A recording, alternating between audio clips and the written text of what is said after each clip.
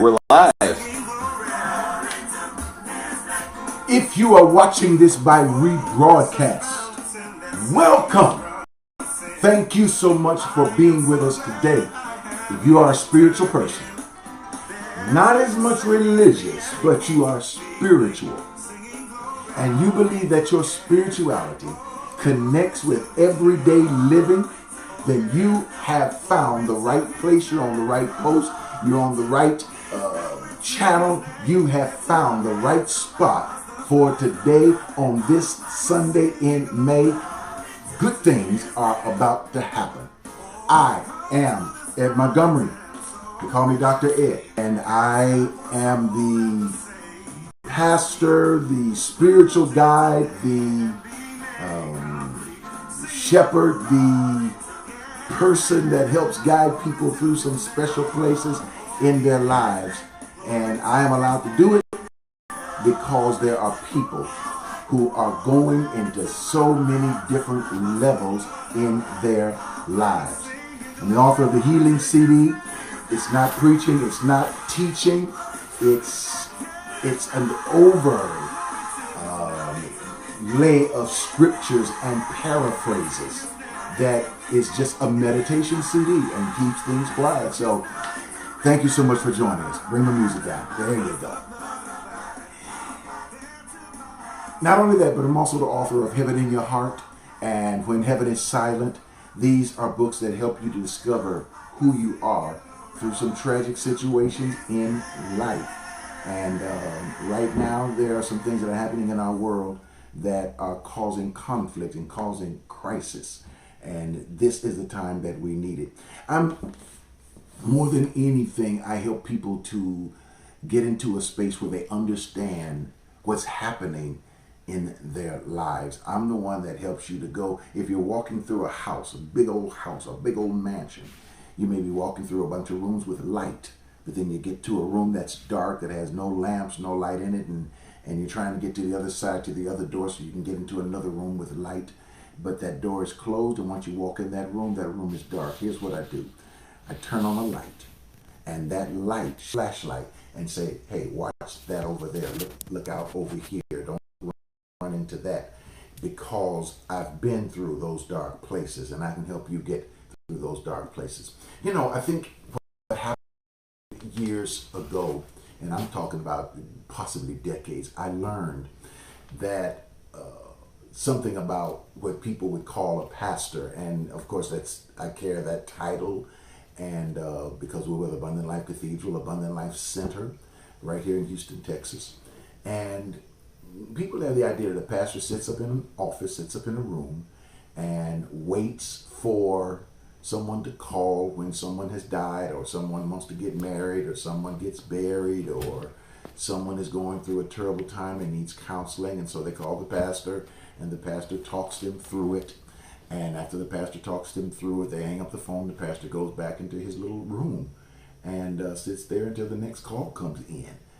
And that's sometimes how people think of a pastor. However, that's not what it is. I learned something, and I learned to do two different things. I was at a retreat center one time, and we were going hiking in the morning, and so it was a group hike, and as we were going up the mountain, some of the people in the group, it's probably no more than 5 or 6, but some of them in the group wanted to hike a little bit faster, and hey, it was early morning, I couldn't see the trail as well, and so I didn't want to hike that fast, and so I said, oh boy, I'm going to get left behind.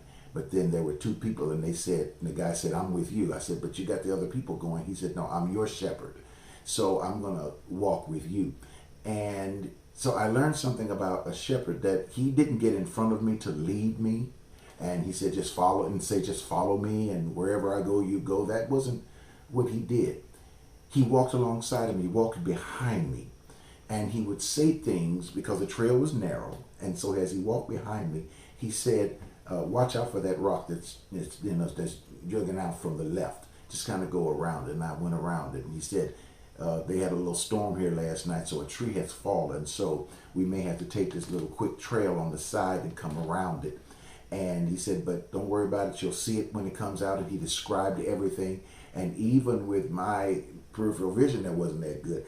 He was able to show me how to get through that trail. I said, well, we need to speed up to catch up to other people. He said, don't worry about catching up to other people. He said, I'm your shepherd. He said, we're going to walk at your pace. This is what I've learned a spiritual guide is. And not only that, I also went fishing one time, and I threw my hook out in the line and couldn't catch anything. And so finally, me and a good friend of ours that went fishing said, you know what, why don't we go ahead and hire a fish guide? Yeah, I think a fishing guide, yeah. Why don't we hire a guy? And so I said, what is he? It's been about $150. We'll go ahead and hire us a guide.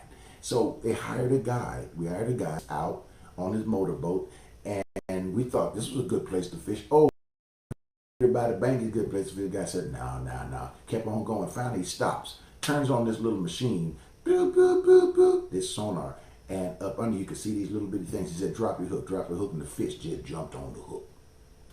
So the guide knows where to fish because he knows how to find them. This is what a spiritual guide is. Helping people to find things. They got to do the fishing, but you're helping them to find where things are.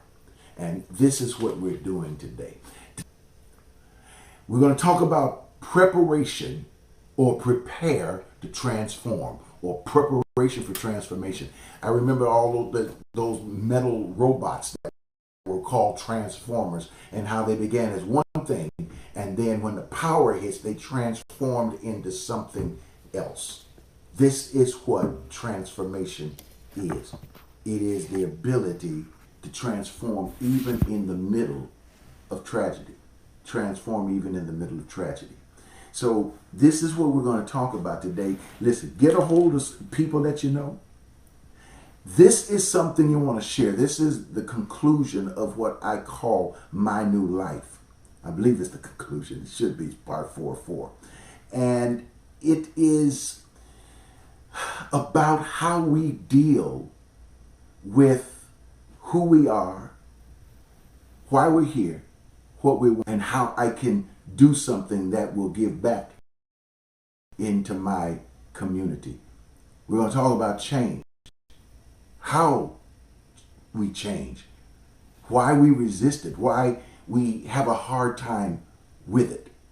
This is about opening up our understanding so that we can make a difference, not only in our in lives around us, but our lives. Because believe me, we are in a time that is transforming. Remember that there's a part where Jesus makes a statement. He says, lo, I will be with you even until the end. Word world comes from a Greek word which means aeon, which means the end of an age. People are talking about this must be the end of the world. Dust bowls, tornadoes, hurricanes, all of these things hitting at once, pandemics, and people are saying, we're at the end of the world. It's the end of the world. Not necessarily the end of the world where the planet explodes like you see in those science fiction movies. But we're at an end, yes, a type of end of the world. The end of an age. An era is about to shift. As a matter of fact, it's already begun shifting. Let's talk about it. One of the things that I have picked up, and it is this passage, I call it ancient wisdom that brings about modern wisdom for how we live. And we've been talking about lostness, and we pulled this section where one of the greatest teachers as far as I'm concerned, that ever taught is Jesus. And he taught us through parables and stories. And so that's what I'm talking about. It's a story. And we're going to draw understanding from the story. I'm going to try to give you 3 points because many people are looking for, I want to know what those 3 points are. Let me move ahead so I can figure out those 3 points. Point number 1, point number 2, point number 3. Oh, yeah, I got it. Let me move on. But the substance of what I'm about to talk about, 3 points. I'm going to give you 3 points, hopefully, so that it helps you to put the knowledge into context. But the answers are going to be in the journey. I'm going to take you on this journey, tell you this story. And as I go along with this story, I'm going to pull out little truths and pull out little things that I'm not even sure I'm going to get to. I'm not even sure what I'm going to say here. But I know this so well down inside because I've lived it. Many of you have lived it. And this is what we're going to understand about how we're going to harmonize on it, and you're going to see it, and your eyes are going to open, and you're going to see the objects in the dark that were designed to knock you out of life. But what it's going to do is actually open up the actual path in life that you want to go to. That's what the light is going to be about. There's a passage that says, He is a lamp unto my feet, a light unto my path. It didn't say He's going to light up everything around us, but to light up my path. So it's possible to even walk through the darkness, even though in the dark you can't see everything, but you know what's in the dark. Lions, tigers, and bears. Oh my. So it's all right to walk through the darkness, but not be affected by the darkness. Let me quickly update this story about lostness. A bunch of guys had sat down with Jesus. They thought they were smart. They thought they had all the answers.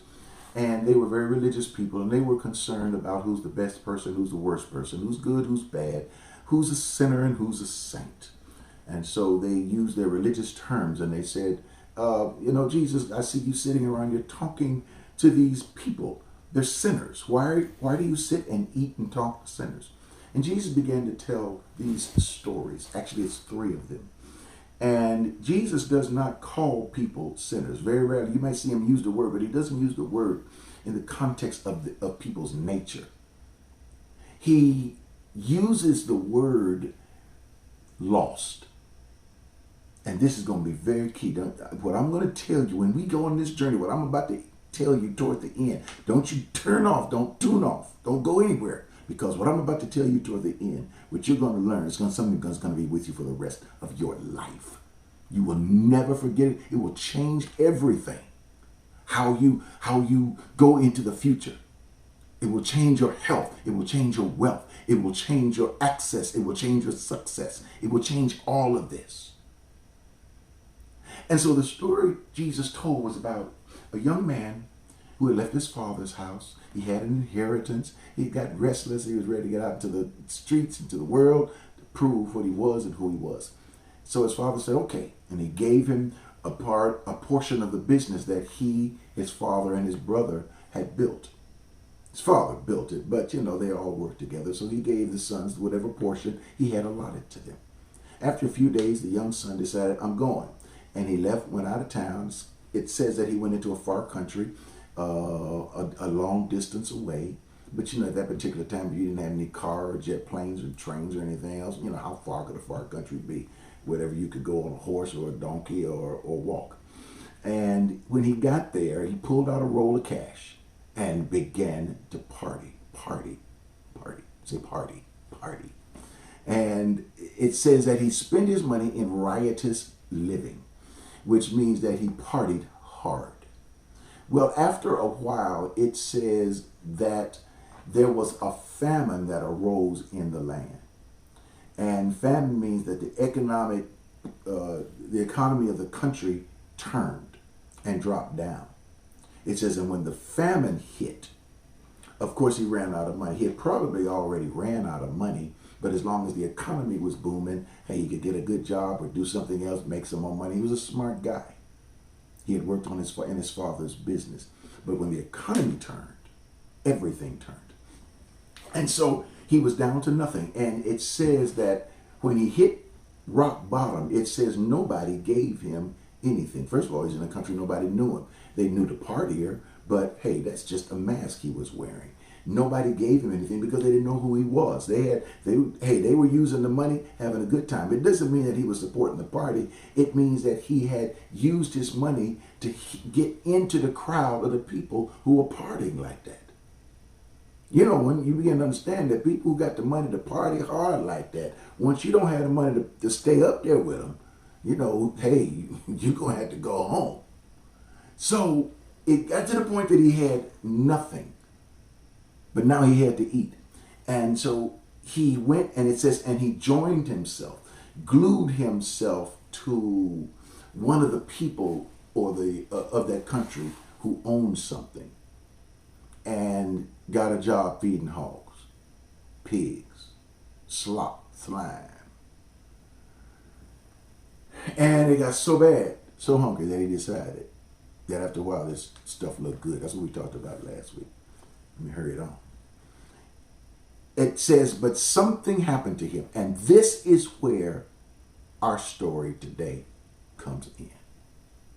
This is where transformation, the beginning, the preparation for transformation. Because that's going to be the series that we pick up next week. And we're going to deal with transforming. Beginning with changing and transforming ourselves, our world. We're going to begin, it's going to be fantastic. And he looks at this pig slop. It's not a question. It says, and he came to himself. In other words, before that, he was about to eat pig slop. But then it says, and he came to himself. Now I want you to think about this. He came to himself, which means that wherever he was not himself. Well, it says previously a couple of scriptures. So you can find this in Luke chapter 15 if you want. I hadn't told you, but I'll tell you where it's Luke chapter 15. You can follow along, probably around verse 15, 16, 17, 18, or right around 21. And it says, he came to himself because evidently he was away from himself. He was unaware of who he really was. That he had joined himself to a citizen of that country. So he was in a far country, and he had connected himself to someone else. And that word joined himself means reflect. So what was happening, he was reflecting. When he looked at whoever he had joined himself, this is how he saw himself, in the reflection of someone else. See, I told you these nuggets, they're going to be lying on the ground. You're going to have to pick them up. Whatever the need is in your life, you got to pick them up. Have you been reflecting from someone else? Now, understand, this is not really wrong. There are people, and I'm not going to use the word idolize, but there are people whom we see so much in their lives that we want to be like them. We want to be people who, this is a person with a good life. We want these people, we want to be role models. Remember that time Charles Barkley said, I'm not your role model? Well, he wasn't. But there are people that we look at and say, hey, I want to be like that. There is nothing wrong with that. But what we have to understand is, in being like someone, or wanting to be like someone, or taking on some of the characteristics of that particular person, we also want to make sure that we keep a sense of ourselves. You know, we talk about it in basketball. Me and my son talk about it all the time. That when you want to get your life back on track, if you're playing ball, you got to go back to the fundamentals. Start dribbling again. You know, I already know how to dribble. Well, no, start again. If you're in music, you start with your scales. You start with your scales, and you start you start slow, and then you speed up as you start getting your proficiency back again, because these are your fundamentals. But you may see the discipline someone has in the way they study. That's a good trait. You may see these are things you pick up. But at the same time, in the beginning, we all have the same fundamentals. But after we learn the fundamentals, whatever gifts and talents that are within us begin to emerge, and we take what we have learned from others and begin to allow that not to be us, but to be guiding lights, to be that even in ministry and things of that sort, that the word is light. It is guiding. The words we hear, it's guiding us, not making us do something, but guiding us. It's like, you take the 10 Commandments. Thou shalt not steal. Thou shalt not kill. I'm making you do that. If there's anything you learn about Americans, every time you try to make them do something, make them do this, make them go where, they rebel. Things like that have to come, characteristics have to come from our hearts. But as we understand this and how this light works, we realize that as we become who we are and learn who we are, you can be a singer. You can sing like somebody else, but there comes a time you've got to begin to discover, can you sing like yourself? What is in you? What did you get from your ancestors? What did you get from your family? I can't sound like somebody else totally 100%. Because they're already an original. I can't try to sound like another original. I'm sounding like the copy of an original. I love my pastor, Dr. A.E. Campbell, who's gone on to be with the Lord.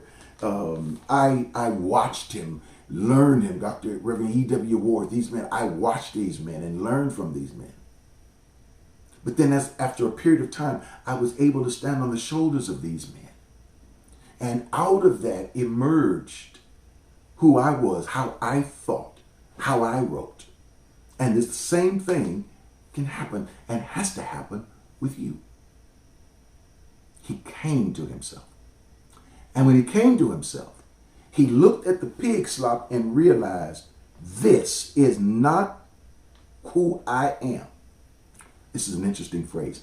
He says he looked at the pig slop, he said, and he said to himself, the servants in my father's house not only have enough to eat, but also have enough to eat to spare, and I perish with hunger. And I used to believe that was a question. And I've heard other people say, he asked the question. Well, no, this was not a question. Actually, the punctuation is an exclamation point. He says, the servants in my father's house. How is it? The servants in my father's house. Not only do they have enough food, but have enough food to spare, enough to set aside. They don't even worry about where their next meal is coming from. And here I am about to die hungry because of a famine, because of a pandemic, because something has intruded in my life that is causing an economic downturn, that is causing a problem here. And he turns around and says, something has to change. And he makes a change. He says, I will arise and go and say to my father, he says, I will arise. When he came to himself, his reasoning came to him. When you know who you are, who am I? When you understand who you are, we reason differently. When you are just hungry,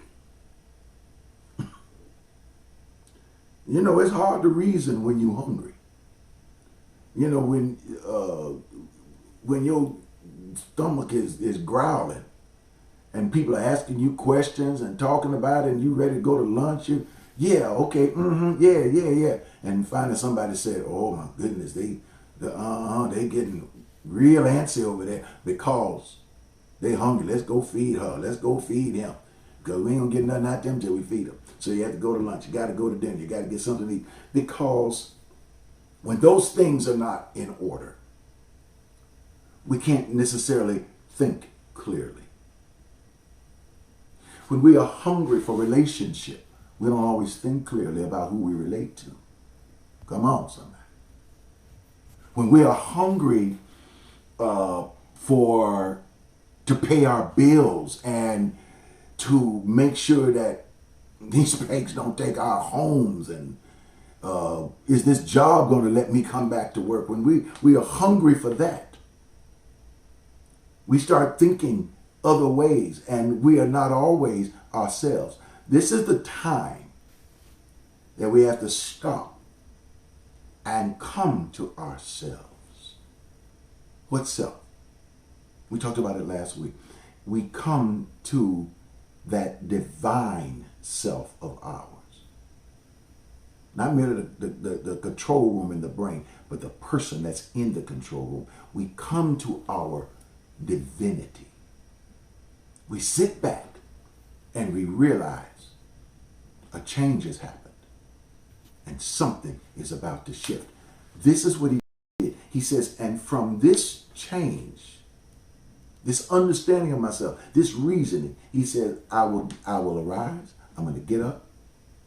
I'm going to go to my father's house, and I'm going to say to my father, now check this out. He says, I will tell him, I have sinned against heaven, and I have sinned against you. Now, in our modern 2020 understanding of that, of course, you know, hey, it's real simple, just what we said. Yep, I committed a sin against you. And my sin was what? Let's go back. Did he cuss his father out before he left? No. Did he tell his father he wasn't nothing without him? No. All he did was took a portion of his money that his father said was already his. And he went out and did his thing. Why was this sin against heaven, against Father? He said, well, because it was riotous living. You know what riotous living is? I think later on the brother said that he, hung around with some people without scruples. They would do anything, go anywhere, sleep with whoever, all these kind of things. So the older brother considered this. Is that what we're talking about? Is that the sin that he committed? This was, if you want to call it a sin against heaven, it's one thing. But was this a sin against the Father, his Father? What was the sin? Most people think of sin as doing mean things, bad things. Of course, these can become the symptoms of sin, but sin is a word that means to miss the mark. It means to shoot an arrow at a bull's probably crooked or whatever and goes in the wrong direction. And though you were shooting at the bullseye, you missed it. That means to miss the mark. Sin means that you want to do this right, but something is wrong with the equipment. Something is wrong with how you're shooting. Something is wrong with the technique. Even in life. I believe most of us want to do things right. We want to do things the best way. But sometimes something's wrong with the technique. Something's wrong with the character. Something is wrong with the equipment that we're using. You can want to do great spiritual things all day long and pray to God to help you do a lot of things. But if you don't know how, as my grandmother used to say, how to get a prayer through, Oh, somebody know what I'm talking about. How many of you know how to get a prayer through? You know, sometimes getting a prayer through is not knowing all the techniques of how to get a prayer through. Sometimes getting a prayer through is just be able to say, Lord, help. Lord, thank you. Lord, thank you for what you've already provided for me. Getting a prayer through does not always mean praying to God for getting more. Sometimes getting a prayer through is praying to God. Prayer is just saying, thank you for what I already got. Oh, some of us know that had it not been for God's grace, had it not been for God's mercy, had it not been for God's keeping power. You say, but why are we in this in the first place? Doesn't matter why, how we got in. The fact is, we're in it. God's keeping power is what has kept us up to this point. Some of you have had miracles that you never knew you could get a miracle like this. What does it mean to sin against heaven and to sin against my Father? The word heaven means expanse. The word heaven means the air, the sky. It comes from a word which means elevation. And when he says, I have sinned against the elevation, I have sinned against the sky. I have sinned against the universe. I have sinned against the entire expanse of God. What in the world does that mean? It means I have missed it when it comes to understanding myself. I saw myself in a hog pen. I saw life as just partying it away. And don't get me wrong now. I'm going to show you a party. A party's getting ready to come. I mean, a party's about to get ready to come. I'm going to show you when to party. I'm going to show you when. I should have entitled this thing, When to Party. But he said, I have sinned. I have missed it by not understanding the divinity of my life.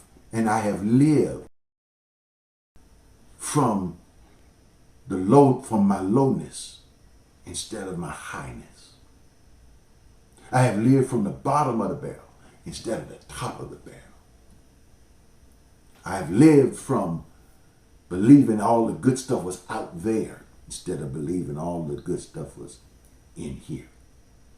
He said, and I sinned against my Father. In other words, not only have I sinned against the knowledge of who and what I am, but I've sinned against, it's caused me to sin against my relationship with the people that I love. It's caused me to sin against that wife that has stuck with me all of these years, that has been with me. Now, under this pressure, I'm going to tear her down, beat her up. Come on. Somebody once said we always hurt the ones we love. We have a tendency to hurt the ones that are near us and around us. I'm not a perfect person, and I know sometimes we can have a little tit for tat and everything. But it's the people that stick with you when you was nobody, the people that are with you when nobody ever heard of your name. It's the people that are going to be with you. Even if you was a great celebrity and a great success, it's the people right there in that house where the folk don't see the celebrity. It's the people that are around you who love you for who you are. Listen, this is a time for finding out who loves you for who you are. Not for what you're doing on stage, not for what you're doing in a play, not for what you're doing on Broadway, not for what you're doing in a movie. There are no movies.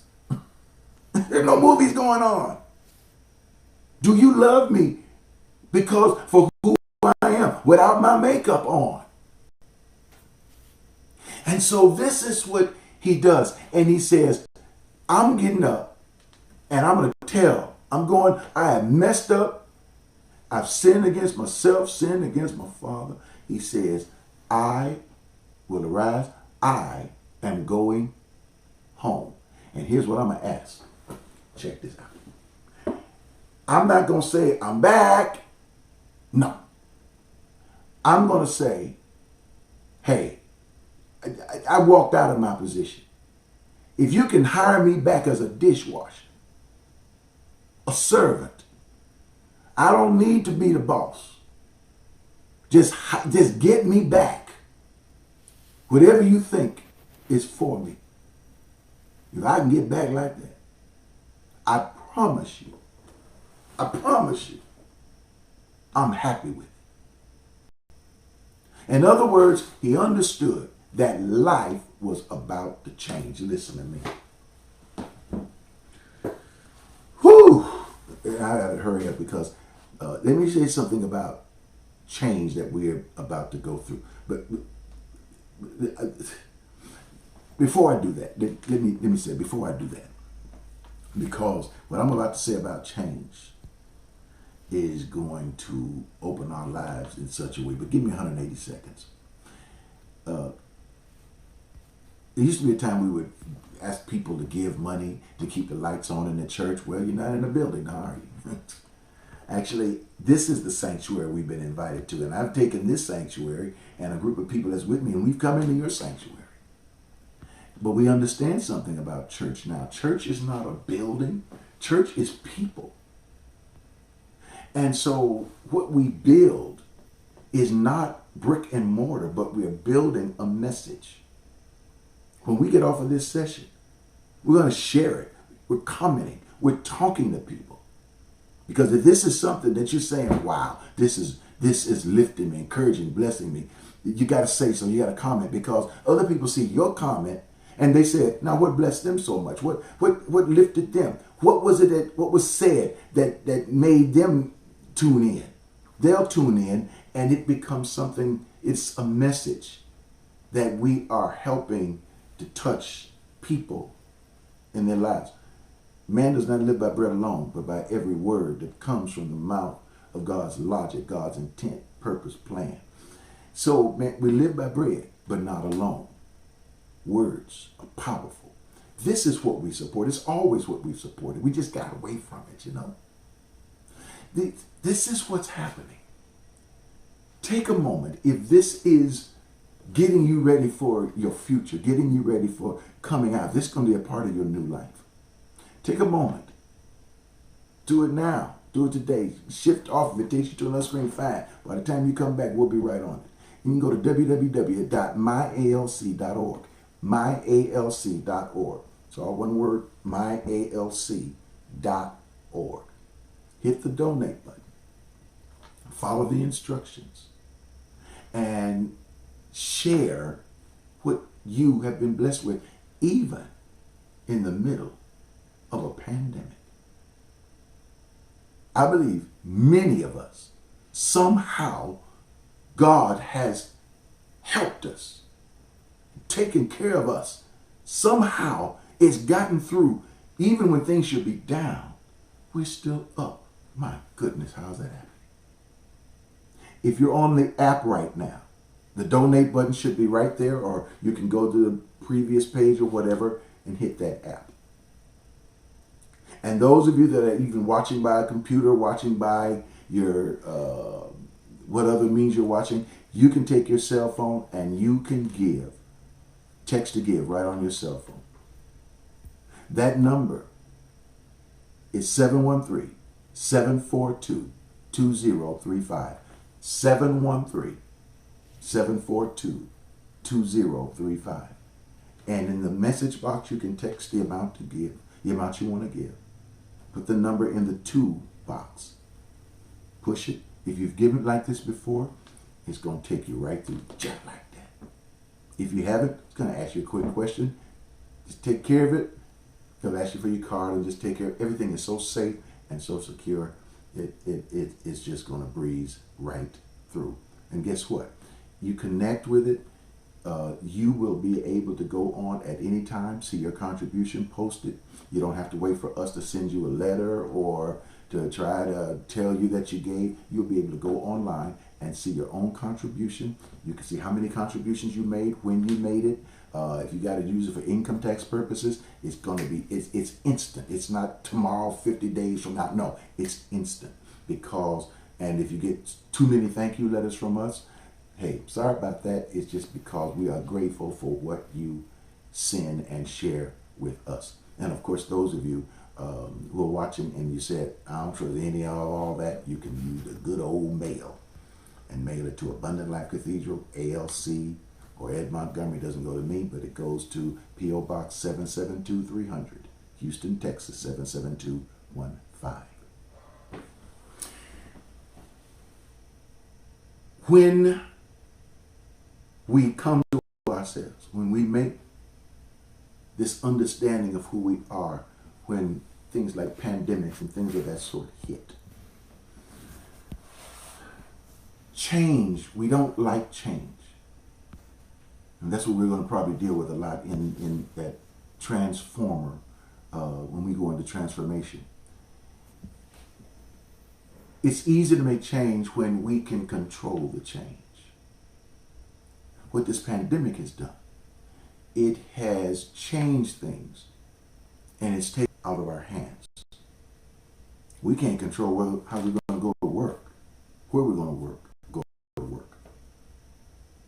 Many businesses are not open right now. Even in church, we're talking about church, and I'm watching as churches are slowly beginning to open in some areas, and I'm watching people walk in the door, some with masks, some without masks. I said, I thought y'all was supposed to have your mask on. But there's some people who want to wear the mask. Some people who are walking in church without the mask. I'm asking the question, well, what is the mask for? Oops. You know what that is. There's my timer.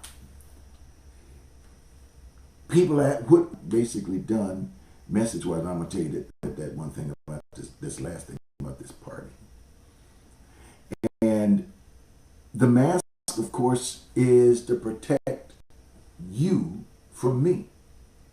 If I'm coughing and I'm spraying, they're saying even people who talk loud now and use consonants are spreading this thing faster than anybody else.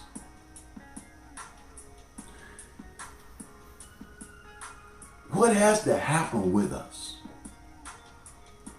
is not if this toothpaste is out of the tube. How do we go back to normal? I don't think we go back to normal. I think we have to go back to this new thing we call normal. That's for me. I'm going to wear my mask if I have to. And watch people, be careful, because there are people who are not going to wear it and who are going to say, I'm not going to do it. And they may put little things on you that says, and why are you doing it? And church can be one of the places where people will start manipulating. But you hold on, you stand your ground. You protect yourself and protect the people that are around you. Listen, God protects us as we learn. Not just being selfish because things make us uncomfortable. By the time that boy got back, let me tell you what his father did. His father brought him in, put some clothes on him, put a ring on his finger, and brought food out, killed a cow, and they had filet mignon. It says, and after he did that, it says they began to make merry. In other words, they began to party. Let me tell you what happens when you the right kind of party. The party starts when you come to an understanding of who you are, why you are here, what you want, and how can you give back to your community. Look, here is your word statement that you can use in your meditation time. Breathe. Take a deep breath. Let it go. Breathe in. Let it go. This is your beginning of your meditation. Breathe. The word breath comes from a Greek word which means pneuma. What is one of the foundation problems of this coronavirus is pneumonia. So breath is very important. This is what this virus wants to take from us, breath. So spiritually, physically, breathe. And as we breathe and learn to control our breath, we learn to control our fears, our stress, and our anxiety. And here's the words. I am prosperous. Say it with me. I am prosperous. I am healed. I am sound of mind. I am stable in my emotions. And I am becoming all that I can possibly be. Look, I'm way over my time, but you have just begun your change. God bless you. We love you. See you soon.